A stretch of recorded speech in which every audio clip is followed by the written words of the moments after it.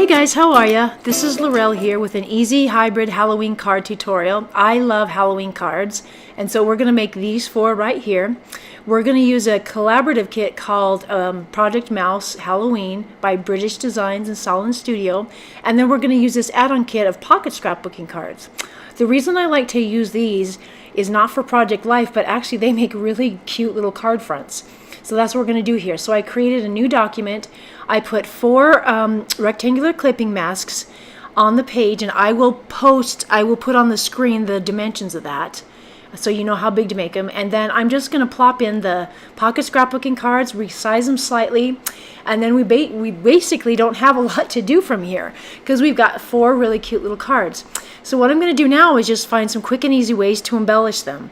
So the first thing I'm going to grab is a set of 3 washi tapes. I've got a black, an orange, and a purple and red set here.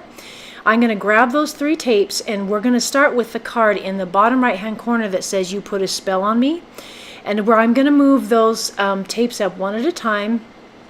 And they come in sometimes a little bit bigger than I'd like, so what I'm just going to do is grab the transformation handles. I'm going to resize them a little bit, and I'm going to adjust the position slightly by using the arrow keys on my keyboard. If you just use those keys, it nudges things kind of into place, so they're not really big movements, but you can slowly and carefully get those right where you wanted. And then I'm going to do the same thing with the orange washi tape and also the red and purple flowered one. I'm just creating a little cluster of tapes here, and I'm going to go back to Picasa in just a second after I get those positioned, and I'm going to find another little embellishment to put on top there. So all I'm doing now is just repositioning things in this layer stack so the tapes are where I want them, and adding some drop shadows. Then I'm taking this blue and white flower here, this little double daisy thing, and I'm going to put it right on top of that cluster of tapes. So when it comes on, it's actually not in the right spot in the layer stack, so I'm just going to move it and resize it so it's small enough that I can see the tapes behind it, rearrange it in the layer stack, and then I'm just going to move that around till I have it in position. And I think that looks really, really cute. So the next thing I'm going to do is find something to embellish the Bewitching card. I chose this cute little yellow label. I'm going to bring that down on the card with the witch hat, the purple one, and when I first brought it on, I didn't know exactly where I wanted to put it. But in the end, I just kind of decided that it would probably look the best if it was in the upper left-hand corner of that card somewhere, excuse me. So I'm just going to move that, and again, I'm going to resize it and get that ready to embellish. And I thought it would be fun, since the card says Bewitching, to make it more like a greeting card. I would add some typing. So what I'm going to do is I'm going to type the words "I find you so," because I thought that would make it just so much cuter. And I'm going to use a font called, I don't know how to say this. It's either Babus Neue or Babus New, I don't know. It's just a really good, clean font, and I love it for titles, especially if I pair it with a display font that's a little more swirly and curly. It's nice to have at least part of the title in a clear, easy to read font. So I'm just working to resize it and to see how big or small I want it. And it took me a minute to choose, but I think I eventually chose 24 points as the size for my phrase, and I'm just going to resize that, nudge it along with the arrow keys to get it in the spot I want it, so that it can be read easily. And then in a minute here, I'm going to go back to Picasa and find another little embellishment for this card, because I thought it needed something else. And what I eventually settled on was this set of 3 sequins that are clustered, the purple, orange, and white. And I didn't know whether I should speed this part of the film up or not, but I thought I would just leave it, just let you see my process. I had to rearrange it, and then when it first got on the card, it came in pretty big. Like, I'll zoom in here and you can see the sequins aren't a very good scale to fit in with that little title that says "I find you so." So all I'm going to do here for right now is I'm going to move it horizontally instead of vertically.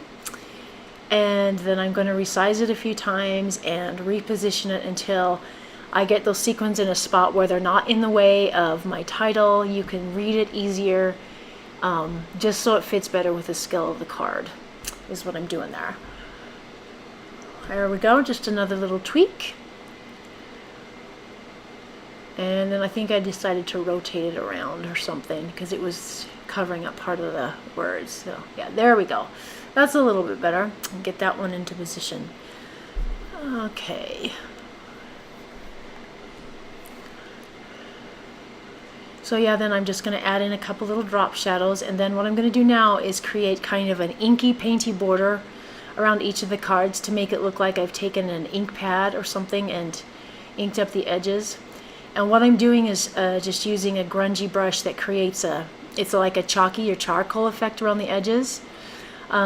Since that brush set is not available, I will go ahead and link you to one that is similar, and I'll also put in a link to a previous video I used where there's a better view of me using these brushes so you can see how they work. And then I just moved it on top of the Bewitching card in the layer stack, and then I hit Control or Command G to clip that in there. And then I repeated that similar process with each of those cards. I made a copy of the first border I made, placed each of those in the layer stack above the cards, and clipped each border into the card so that it would look like they're inked up and gives them that nice painty effect. Now I'm adding in either some solid or pattern paper behind each card to fill up that space that I left, that border around. The Bewitching card, I went ahead and used a tiny orange chevron. It had an orange paper with tiny chevrons on it, which is really cute. Behind the black Keep Calm and Spook On, I used a craft colored pattern paper with white little polka dots on it. I just got to fix my clipping mask. And then I went in behind the You Put a Spell on Me card and used this multicolored diagonal striped paper to go in behind it. And I'm going to clip that in. And then the last one behind the candy corn paper is this cute solid purple paper. It looks like a purple sky with little yellow stars on the back. It's a simple paper, but it's so cute, and I thought that would be the perfect touch for the candy corn card. Bleh. So I went ahead and clipped that one in. And this is basically the end of the digital part of the tutorial.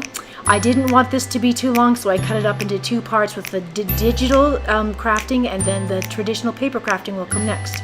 Alright guys, we'll see you in the next video. Thanks for watching. Bye.